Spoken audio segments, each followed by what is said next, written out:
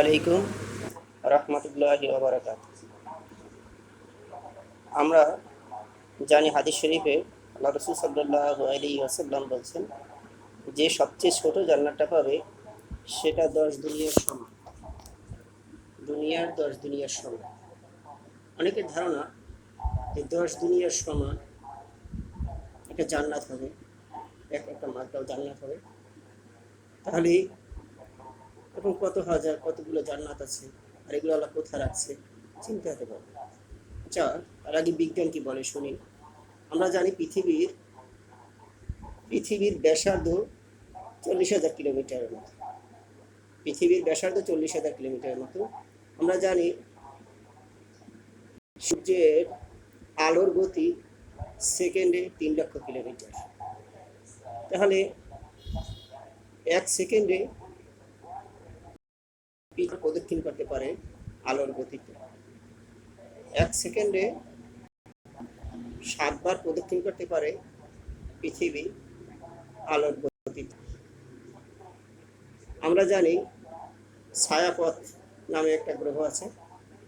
পৃথিবী যে এই গ্রহগুলো যার ভিতরে সেটা নামে ছায়াপথ।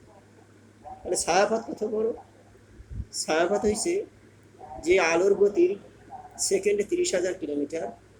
এই আলো শুধু ছায়াপথকে একবার প্রদক্ষিণ করতে 1 লক্ষ 1 লক্ষ বছর দরকার। আলোর গতিতে 1 লক্ষ বছর দরকার ছায়াপথে প্রদক্ষিণ করতে, একবার প্রদক্ষিণ করতে। এখন ছায়াপথ আছে হলো, বিজ্ঞানীরা এখন পর্যন্ত বলছে 2 লক্ষ কোটি ছায়াপথের সন্ধান পেয়েছে। আর বিজ্ঞানীরা বলছে এটা খুবই সামান্য অংশের তারা এখন পর্যন্ত তথ্য পেয়েছে। এরকম আরো অনেক আছে। তাহলে 2 লক্ষ ছায়াপথ আছে এরকম।